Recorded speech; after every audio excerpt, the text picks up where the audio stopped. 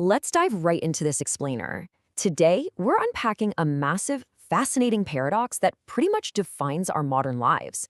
It's this wild idea that our technology is constantly promising us deep intimacy, but very often it ends up delivering profound isolation instead. We are exploring the concept of being, quite literally, alone together. To give you an idea of how deep this really goes, just picture this scenario for a second. A mother goes over to interview a live-in nanny. When she gets there, she's greeted by the nanny's housemate, a 21-year-old girl who is texting on her phone, which is perfectly normal, right? Except she has splints and bandages on both of her thumbs. When the mother asks this girl to simply knock on the nanny's bedroom door, which is, I don't know, maybe 15 feet away, the girl looks completely shocked and replies with this exact quote: "I would never do that. That would be intrusive. I'll text her." She literally opted to push through physical pain just to send a text rather than walk a few steps to interact in person. It perfectly frames how we've somehow come to view face-to-face interaction as a burden or even an intrusion. And this bizarre shift is the absolute bedrock of Sherry Turkle's groundbreaking research in Alone Together. She spent 15 years meticulously observing how we interact with technology, and she found something pretty alarming. We are increasingly trading messy, demanding, and complex human relationships for safe, controllable digital ones. Basically, we want the cozy feeling of connection, but without the unpredictable, sometimes awkward friction of dealing with actual human beings. What this does is create a sort of thematic mirror of our modern condition. It's fascinating.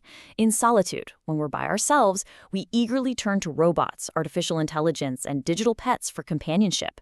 Yet, on the flip side, in moments of actual intimacy, we manage to completely isolate ourselves with our screens and smartphones, even when we're sitting right there in the exact same room as our friends and family. Two halves of the exact same modern condition. Part 1. The robotic moment, seeking intimacy in an inanimate objects. So let's unpack this. We are becoming surprisingly willing to accept emotional connection from programmable machines. Take this story from the Darwin exhibit at the American Museum of Natural History. There's a live, incredibly rare Galapagos tortoise resting quietly in its enclosure, doing exactly what tortoises do, just sitting still. A teenager walks up, looks at this authentic, biological creature, is completely unimpressed, and literally says, "They could have used a robot." The live animal just wasn't doing enough to entertain her. For this young girl, the biological reality of the tortoise had absolutely no intrinsic value. An animatronic one that slapped its tail around would have done the job way better. Now, you might be thinking this is a totally new phenomenon, but our psychological readiness to connect with machines actually started decades ago. Back in the 1970s at MIT, students interacted with a really simple text-based computer program called ELISA, which was designed to mimic a psychotherapist. Now, obviously, the students fully knew the program wasn't human. It had no mind, zero empathy, no real understanding of human emotion. But they still desperately wanted to tell it their deepest secrets. They willingly filled in the blanks because they just wanted something to listen to them. They made themselves complicit in the emotional illusion. And you can really see how this relationship shifted and deepened over time. In the 70s, it was just text on a screen.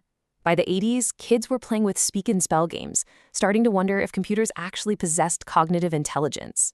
But then, notice the massive shift in the 90s, with digital pets like Tamagotchis and Furbies. Suddenly, your toys weren't just playing games with you, they were making actual emotional demands. And fast forward to the 2000s, we arrive at sociable robots designed specifically to be relational companions. Human-computer interaction completely evolved from just solving puzzles into simulating real affection. Which naturally brings us to a really profound question. What does a Tamagotchi want? Actually, think about that for a second. Previous toys, like a wooden block or a board game, just sat there collecting dust until you decided to play with them. But 90s virtual pets, they actually made active daily demands on their owners. This was a monumental psychological shift. Instead of kids asking what the technology is, they were suddenly asking what the technology wanted.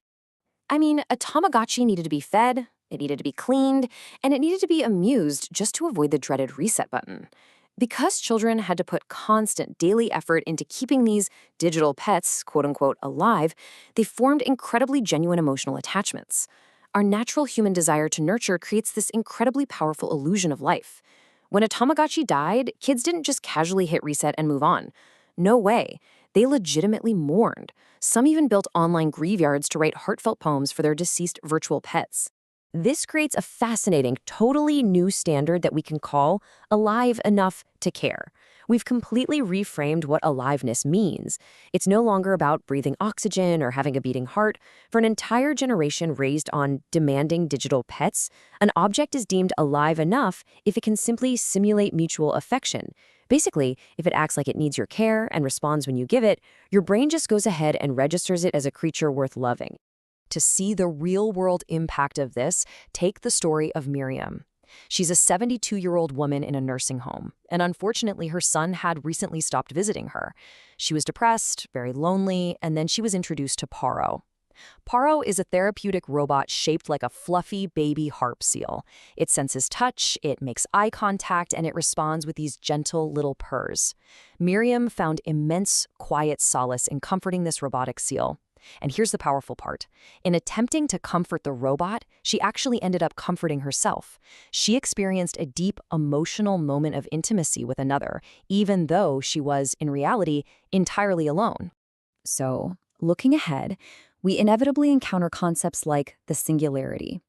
As machine intelligence advances at breakneck speed, some technologists argue we are rapidly approaching a tipping point where our relationships with machines will literally rival human ones. There are experts out there actively advocating for love and even marriage with robots. They view them as the ultimate risk-free alternative to human frailty. Think about it. No cheating, no heartbreak, no demanding complexities, just perfectly tailored companionship that never, ever disappoints you. Part 2. The networked life.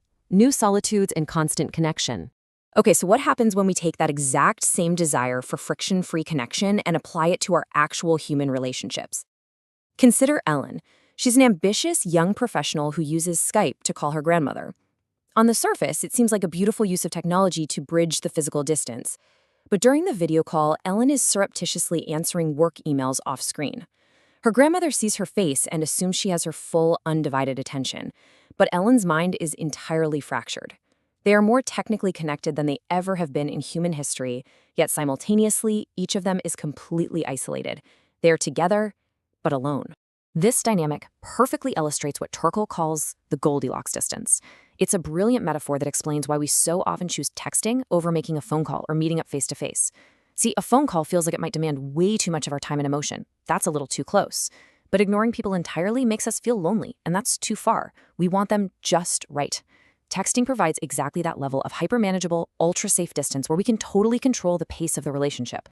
And to see just how reliant we are on maintaining this safe distance, consider this staggering number, 3,000. According to the data in the text, that is the number of text messages the average teen sends in a single month. 3,000. That's basically 100 texts every single day. It is a constant, unyielding stream of digital communication designed to keep them continuously tethered to the social grid, without ever having to engage in the vulnerable, real-time unpredictability of an actual voice conversation. What's happening is we are actively engineering our intimacy. We use our digital devices specifically to avoid real-time commitments.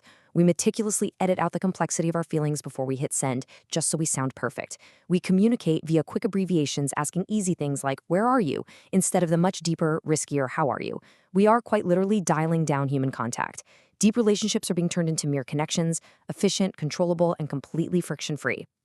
And honestly, this is the core danger of it all. We are incredibly drawn to the illusion of companionship, whether it's a sociable robot, a highly curated social media profile, or a rapid-fire text thread. But we are increasingly terrified of the actual, messy, complex demands of true human intimacy. We desperately want the reward of feeling loved, absolutely, but we are trying so hard to engineer away all the risk that comes with it. Part 3. Necessary Conversations. Reclaiming Our Human Purposes. It's definitely time to pause and really reflect on the digital substitutions we are making every day. Winston Churchill once said, "We shape our buildings and then they shape us." Well, the exact same thing is true of our digital tools. We build these brilliant smartphones, these massive social networks, and these clever robotic companions to serve our needs. But ultimately, they become the architects of our intimacies. They end up shaping how we relate, how we love, and how we view our own humanity. So ultimately, we have to ask ourselves this. Are we comfortable with relationships where we are totally in control if it means we aren't really in a relationship at all? It's a bizarre irony, isn't it?